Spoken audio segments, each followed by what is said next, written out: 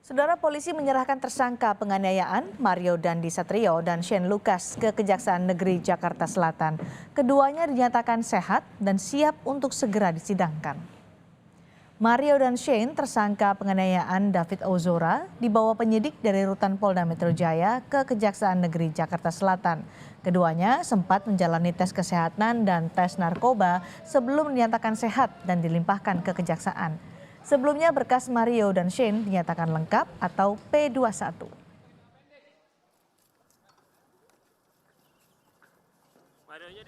Kasus penganiayaan berat ya atas nama tersangka Mario Dandi dan Shane, bahwa terhadap dua tersangka ini sudah dilakukan penahanan ya untuk Mario Dandi selama 94 hari di kepolisian, kemudian Shane 92 hari, dan alhamdulillah ya, 2 hari lalu sudah P21 dan hari ini tahap 2 terhadap dua tersangka ini. Usai Kejaksaan Negeri Jakarta Selatan menerima berkas perkara kasus Mario Dandi dan Shane Lucas, keduanya langsung ditahan di Rutan Kelas 1 Cipinang selama 20 hari ke depan, sambil menunggu proses sidang dilaksanakan.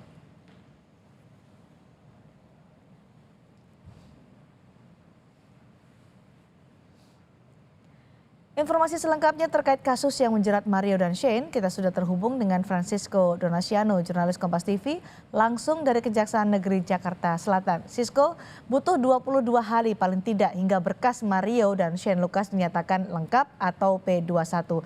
Memang sempat bolak-balik beberapa kali. Setelah lengkap, apa kemudian proses selanjutnya yang disiapkan Kejaksaan Negeri Jakarta Selatan hingga siap disidangkan? Baik, selamat malam Cindy dan juga saudara. Memang kalau kita melihat perjalanan kasusnya dari dinyatakan lengkap atau P21 ini memakan waktu setidaknya 2 bulan 22 hari Cindy. Namun memang dari pihak Kejaksaan Tinggi DKI Jakarta ini mengklaim bahwa hanya sekali kemudian diminta untuk P18 ataupun juga P19 untuk melengkapi syarat formil ataupun juga material persidangan. Nah selanjutnya setelah penyerahan atau pelimpahan tahap kedua yang dilakukan oleh pihak kepolisian ke Kejaksaan Negeri Jakarta Selatan ini adalah dengan menyerahkan kedua tersangka yaitu Mario Dandi dan juga Shane Lucas pada pukul 14.50 tadi, dan juga penyerahan alat bukti yang tadi salah satu yang kami lihat adalah salah satu mobil Rubicon. Nah tentu yang menarik sebenarnya Cindy dan juga saudara, setelah pelimpahan berkas ini apalagi kemudian juga yang akan dilakukan oleh Kejaksaan Negeri dari Jakarta Selatan ini adalah menunggu pembacaan sidang dakwaan ataupun juga sidang perdana untuk kedua orang tersangka ini. Nah tadi juga dijelaskan dalam konferensi pers sebenarnya Cindy dan juga saudara bahwa untuk Kejaksaan Negeri ini akan menyempurnakan dulu surat dakwaan sebelum nantinya akan diserahkan kepada Pengadilan Negeri Jakarta Selatan untuk dilakukan persidangan. Ini akan membutuhkan waktu paling maksimal itu 20 hari. Jadi ketika kita menghitung dari hari ini, setidaknya untuk Kejaksaan Negeri Jakarta Selatan ini membutuhkan waktu hingga tanggal 14 Juni atau sekitar pertengahan bulan Juni untuk sidang perdana tersebut. Namun tadi juga Kejaksaan Negeri Jakarta Selatan juga mengklaim atau juga menjelaskan bisa jadi lebih cepat dari tenggat waktu ataupun juga dari masa penahanan yang dilakukan oleh Kejaksaan Negeri Jakarta Selatan. Nah, untuk kondisi ataupun juga posisi dari kedua tersangka ini memang sudah dinyatakan sehat tadi sebelum dibawa ke sini oleh pihak kepolisian, dilakukan tes kesehatan terlebih dahulu baik itu Mario ataupun Shane, dan langsung diserahkan kepada pihak kejaksaan dan kemudian dilakukan penahanan di Rutan Kelas 1 Cipinang Jakarta. Nah cukup menarik sebenarnya Cindy dan juga saudara, dalam penyerahan ini juga dijelaskan dalam konferensi pers selain alat bukti penyerahan tersangka memang ada sejumlah kisi-kisi yang disampaikan selain dengan jadwal, yaitu setidaknya nantinya dalam persidangan ini akan ada 12 jaksa penuntut umum,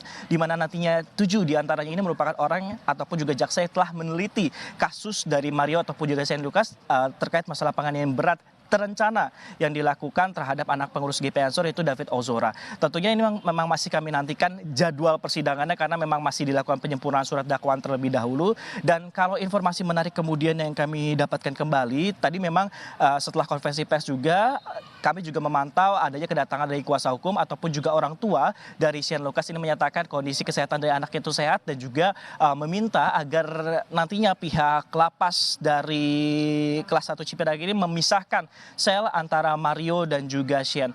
Nah, ada juga hal menarik kemudian yang disampaikan dalam perbincangan kami dengan kuasa hukum dari Shane Lucas sebenarnya Cindy dan saudara. Bahwasannya bahwa selama proses penahanan yang dilakukan oleh pihak kepolisian, ini ada orang kemudian yang tidak dikenal, bukan merupakan keluarga, yang sempat datang ke rutan untuk memberikan telepon genggam dan juga uang tunai sekitar 1,5 juta rupiah.